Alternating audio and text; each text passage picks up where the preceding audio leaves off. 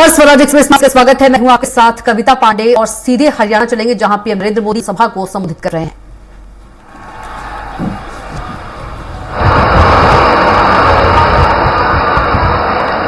देश की जनता इंडी जमात के इरादे पहले ही भांप चुकी है, इसलिए इनका ये हाल हुआ है। 5 चरणों में ही इंडी जमात का डोल फट गया है। और आपने देखा होगा, तीसरे चरण के बाद इन्होंने रोना धोना शुरू कर दिया। इलेक्शन कमीशन आंकड़े क्यों नहीं देता है, आंकड़े देर से क्यों देता है, इलेक्शन कमीशन ऐसा क्यों करता है, इलेक्शन कमीशन वैसा क्यों करता है। उधर ईवीएम बंद हो गया, उधर ईवीएम चलता नहीं है, उधर ईवीएम का यानी उन्होंने ग्राउंड बनाना शुरू कर दिया है कि पराजय का ठीकरा किसके सर पर फोड़ा जाए। और इसलिए बराबर जम करके इस बार ईवीएम को गालियां दे रहे हैं। हम सब जानते हैं भाई, जिस भूमि में कोई पैदावार न हो, कोई किसान उसमें एक भी बीज डालेगा क्या? जिसमें फसल न हो, ऐसी जमीन पर या ऐसी सीजन में कोई किसान एक भी बीज डालेगा क्या? जब पता है कि इनकी सरकार नहीं बनने वाली, तो कोई उधर वोट डालेगा क्या? कोई डालेगा क्या? कि हरियाणा वालों को तो कहने की जरूरत ही नहीं है जी, क्योंकि उनको मालूम है भाई, इनकी सरकार 7 जन्म में भी बनने वाली नहीं है। और कांग्रेस को दिया हर वोट बेकार ही होना है।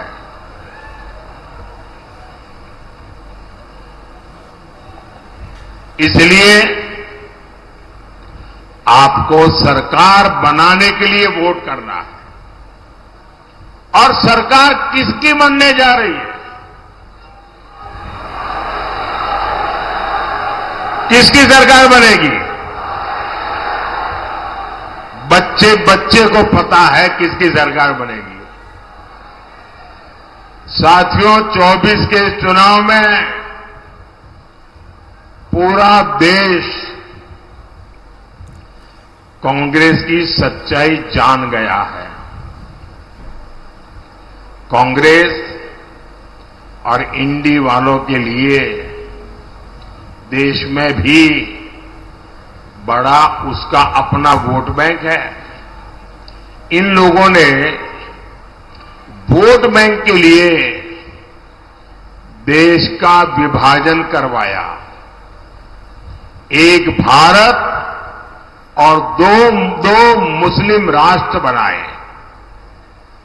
अब इंडी वाले लोग कह रहे हैं कि बचे हुए भारत पर भी पहला अधिकार मुसलमान का है।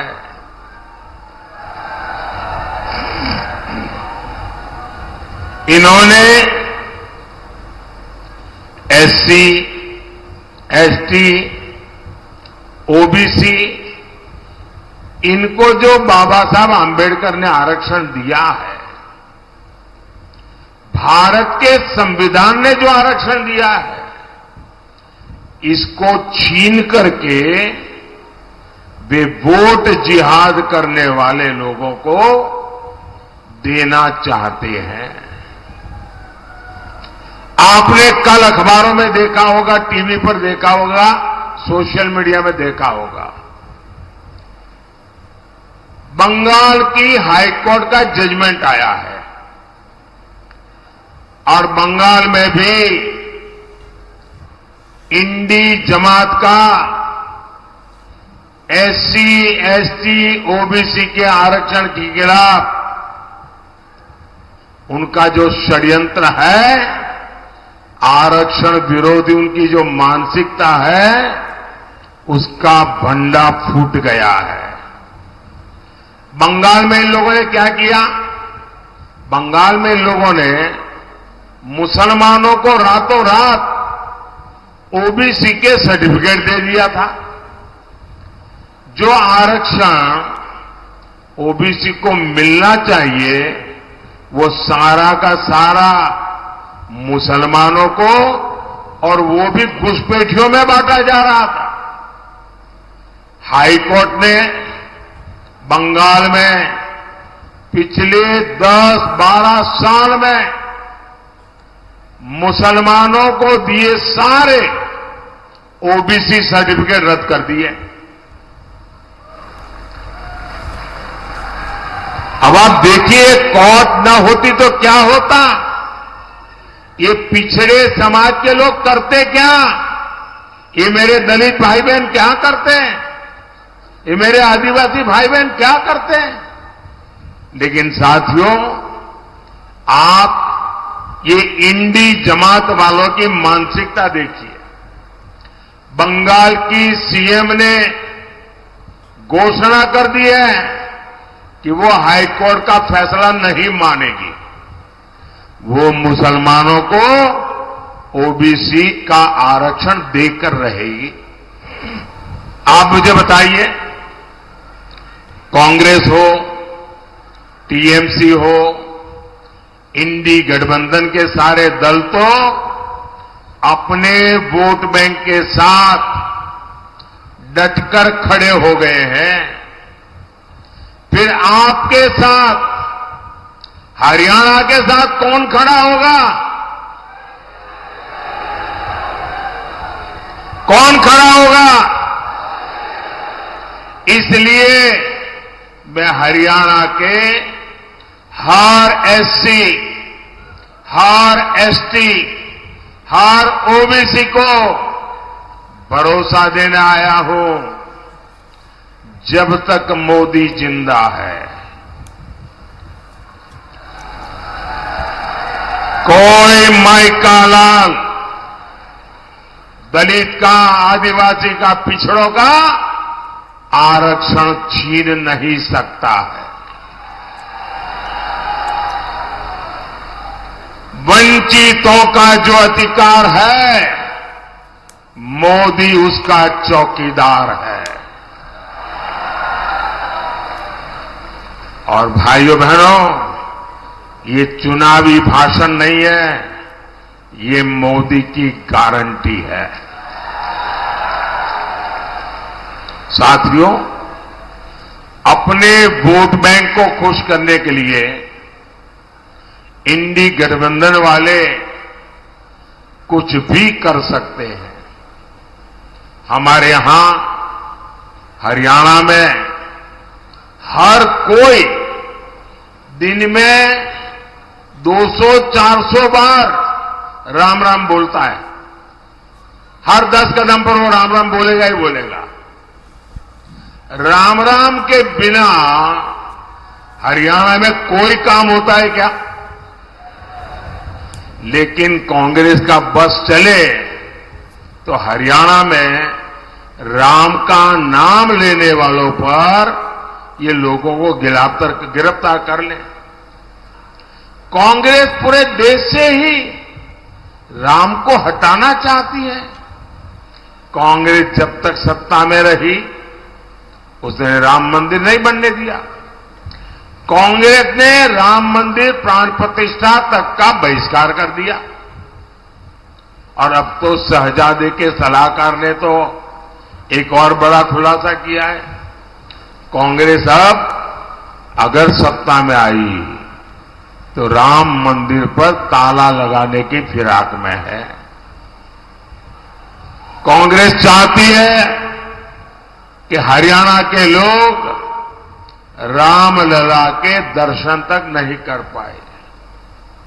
वो रामलला को फिर से टेंट में भेजना चाहते हैं।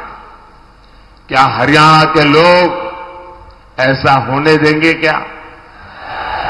रामलला को फिर से अपमानित करेंगे क्या? क्या ऐसे लोगों को मेरा हरियाणा जवाब देगा कि नहीं देगा? हर बूथ में चुन चुन करके उनको साफ करेगा कि नहीं करेगा? साथियों, कांग्रेस हमारी आस्था का ही नहीं, हमारे तिरंगे का भी अपमान करती है। 370 के नाम पर कश्मीर को देश से अलग किसने रखा? किसने रखा? 70 साल तक कश्मीर में तिरंगा किसने नहीं फहरने दिया? आज ये लोग कह रहे हैं ये सत्ता में आए तो फिर से 370 वापस लाएंगे। क्या हम कश्मीर के हुए बलिदानों को बेकार जाने देंगे क्या? बेकार जाने देंगे क्या? कांग्रेस के मंसूबों को क्या हरियाणा कामयाब होने देगा क्या? साथियों, कांग्रेस ने देश के पूर्व फौजियों के साथ भी धोखा किया, एक्स सर्विसमैन के साथ धोखा किया। उन्हें दशकों तक पूर्व फौजियों को 1 रैंक 1 पेंशन नहीं मिलने दी। कांग्रेस झूठ बोलती थी कि ओआरओपी 1 रैंक 1 पेंशन, उसके लिए 500 करोड़ रुपया पूर्व फौजियों को देंगे। अब ये चुनाव जीतने के लिए पूर्व सैनिकों के साथ धोखा किया गया और कांग्रेस के जहन में सेना के प्रति, सैनिकों के प्रति नफरत का भाव भरा पड़ा है। और 1962 में पंडित नेहरू की जो औरा का गुब्बारा जो फूट गया, चाइना के हाथों में जो हमारी पिटाई हुई, वो उसके लिए गुनहगार हमारी देश की सेना को मानते हैं। और आज भी वो परिवार उसी मिजाज में हमारी सेना का अपमान करने के मौके ढूंढती रहती है। और उसी बदले की भाव से उसने 500 रुपये ऐसे ही फेंक दिया और कह दिया कि वो आरोपी हो जाएगा। वो आरोपी होने का मतलब क्या होता है, वो मोदी ने आकर के बताया। मोदी ने आकर के जब ओआरओपी लागू किया, 1 रैंक 1 पेंशन लागू किया, उन्होंने 500 रुपया का खेल खेला था, आपकी आंखों में धूल झोंकने का पाप किया था। मोदी ने जब एक्चुअली ओआरओपी लगाया, 1.25 लाख करोड़ रुपया लगा। कितना? अरे जरा बताइए ना, 1.25 लाख करोड़ रुपया। अब कोई मुझे बताए कहां 500 करोड़ और कहां 1.25 लाख करोड़? ये 1.25 लाख करोड़ रुपया पूर्व सैनिकों के परिवारों के बैंक के खाते में जमा हो चुका है। जब सैनिकों का मान रखने का जज्बा होता है तो काम भी उसी जज्बे से होता है। साथियों, हमारे हरियाणा को भी लूटने में कांग्रेस ने कोई कोर कसर नहीं छोड़ी थी। मैंने तो अपनी आंखों से देखा है कांग्रेस के समय में क्या हाल था हरियाणा का। जो मुख्यमंत्री बनता था वो अपने जिले के बाहर नहीं देखता था। ऐसा कोई क्षेत्र नहीं जिसे लूटने का खुला खेल न चलता हो। आपको याद है ना, नौकरी दिलवाने के नाम पर ये लोग जमीनें बिकवा देते थे। ट्रांसफर पोस्टिंग की तो खुली इंडस्ट्री चलती थी, सड़कें गड्ढों में होती थी, उद्योगों पर संकट आने लगा था। आप कल्पना करिए, अगर कांग्रेस कुछ दिन और रह जाती तो हरियाणा का क्या हाल करती। साथियों, बीते 10 वर्षों में हमने कांग्रेस के पाप धोने में बहुत मेहनत की है। आज हरियाणा में आधुनिक हाईवे और एक्सप्रेसवे बन रहे हैं। अब न दिल्ली दूर है, न चंडीगढ़ दूर है। अब नारनौल वाले सुबह चंडीगढ़ से निकलते हैं और जाकर के काम पूरा करके शाम को रात घर पहुंच जाते हैं। गुरुग्राम वालों का तो जीवन ही द्वारका एक्सप्रेसवे ने आसान कर दिया है। इसलिए अब इस पूरे एरिया में नए नए उद्योग लग रहे हैं, रोजगार के नए अवसर पैदा हो रहे हैं।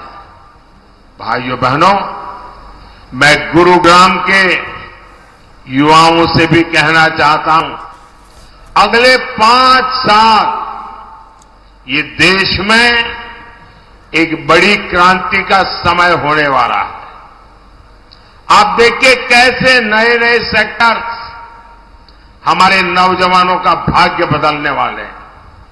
Semiconductor sector, drone sector, startup sector, food processing sector, green energy sector, green hydrogen hub, pharma hub, अनगिनत। और इन सब में बहुत से ज्यादा काम मेरे देश के नौजवानों को मिलने वाला है। आपके हर सपने पूरे होंगे, क्योंकि आपका सपना ये मोदी का संकल्प है।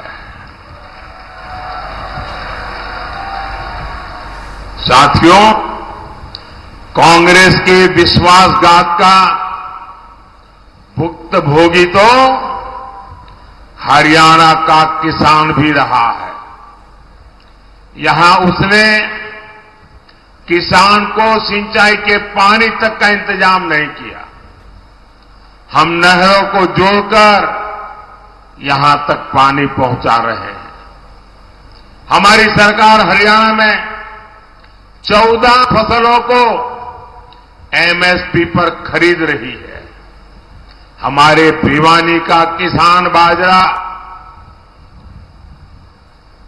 और किसान का यहां जो बाजरे की खेती है और हमारा यहां का किसान जो बाजरा पैदा करता है, मेरे प्रिय बाजरे में से वो है।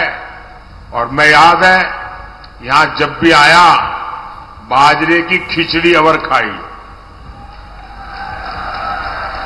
और मजा है कि जब बाजरे की खिचड़ी खाओ तो आधी खिचड़ी आधा घी, तब बोले खिचड़ी खाने का मजा होता है। अब मैं गुजरात का आदमी इतना खा तो नहीं सकता था, लेकिन उनका प्यार हरियाणा के लोगों का, यहां का बाजरा आज भी वो मुझे याद हमेशा रहता है। लेकिन अब आपके बाजरे के श्री अन्न के प्रचार की जिम्मेदारी खुद मोदी ने ले रखी है। मैंने जितने मिलेट थे, जितना मोटा अनाज है, उसके लिए एक नाम दे दिया श्री अन्न। और मैं दुनिया भर में उसका एम्बेसडर बन गया हूं, उसका सेल्समैन बन गया हूं। आपने देखा होगा हमारे देश में G20 की समिट हुई, दुनिया भर के बड़े बड़े नेता यहां आए थे। दुनिया की सबसे बड़ी ताकत जिसको कहें, वो सब G20 में थी। और मोदी ने उनको क्या खिलाया? मोदी ने उनको बाजरा खिलाया। और बड़े बड़े नेताओं को मैंने कहा ये सुपर फूड है, और उसका एक परिणाम ही आया कि मुझे भी अमेरिका बुलाया था, व्हाइट हाउस में भोजन था। व्हाइट हाउस में उस दिन काफी लोगों को उन्होंने खाने को बुलाया था, देश भर के लोगों को, और सबको उन्होंने बाजरा खिलाया व्हाइट हाउस में, अमेरिका में।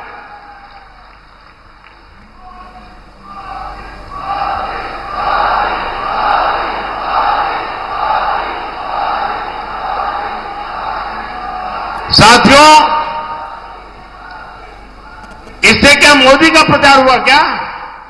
इससे प्रचार हुआ हरियाणा का, हरियाणा के किसानों का, हरियाणा के बाजरे का। साथियों, इस क्षेत्र के विकास के लिए हमने चौधरी बंसीलाल जी के साथ मिलकर सरकार चलाई थी। चौधरी बंसीलाल भिवानी महेंद्रगढ़ के विकास के लिए कटिबद्ध थे, और मुझे मेरा सौभाग्य रहा, चौधरी बंसीलाल जी से मेरी बड़ी निकटता रही, और वो रात को देर तक जागने के आदी थे। तो कभी कभी हमारी मीटिंग रात को 1 बजे के बाद शुरू होती थी, और कभी कभी सुबह सुबह तक चलती थी। उनके पास अनुभव की इतनी बातें हुआ करती थी, और मैं देखता था कि जब भी बातों में स्वामी दयानंद सरस्वती जी की बात आती थी, ऐसी एक मीटिंग नहीं होगी कि स्वामी दयानंद सरस्वती की बात निकली हो और चौधरी बंसीलाल जी की आंखों से आंसू न टपके हो। और वो मुझे इतना प्यार करते थे, क्योंकि जब मैं गुजरात का था, दयानंद सरस्वती जी का जन्म गुजरात में हुआ था, तो एक नाता ऐसा बन गया था, और गवर्नेंस की दुनिया में भी साथ साथ काम किया, बरसों तक साथ में काम किया। साथियों, लेकिन ये जो महापुरुष है, उन सब से प्रेरणा लेते हुए आज मेरी भी गारंटी है कि हरियाणा का विकास हम रुकने नहीं देंगे। लेकिन इसके लिए 25 मई को भिवानी और गुरुग्राम से मेरे इन दोनों साथियों को भारी बहुमत से विजयी बनाइए, और आप जब उनको कमल के निशान पर वोट देंगे ना, वो वोट सीधा सीधा मोदी के खाते में जाएगा। तो आप पुराने सारे रिकॉर्ड तोड़ेंगे, मतदान ज्यादा से ज्यादा कराएंगे, हर पोलिंग बूथ में विजय प्राप्त करेंगे। अच्छा, मेरा एक काम है, करेंगे आप लोग? माले भाई ठंडे हो गए एकदम। मेरा पर्सनल काम है, करेंगे? अरे मैं भी तो हरियाणा वाला हूं यार, बोलो ना। मेरा एक काम करेंगे कि पहले तो मैं यहां गांव गांव जाता था, हर इलाके में गया हूं, हजारों परिवारों में गया हूं, लेकिन अब समय की कठिनाई है, जा नहीं पाता हूं। तो मुझे आपकी मदद चाहिए, करोगे मदद? सब लोग करोगे? ऐसे नहीं बता रहे हो, सही में करोगे ना? एक काम करना, यहां से जाने के बाद ज्यादा से ज्यादा परिवारों में जाना, ज्यादा से ज्यादा घरों में जाना, और हर परिवार के लोगों को बिठा करके कहना, मोदी जी आए थे, मोदी जी ने आपको राम राम कहा है, मेरा राम राम पहुंचा दीजिए। मेरा राम राम पहुंचा तो मुझे तसल्ली हो जाएगी। मुझे लगेगा कि चलो भाई, इन सब के मुझे आशीर्वाद मिल जाएंगे। सीधी तस्वीरें हरियाणा से दिखाते जहां पीएम मोदी सभा को संबोधित करते। इसी के साथ बुलेटिन में इतना ही। आप देखते रहिए स्वराज एक्सप्रेस। नमस्कार।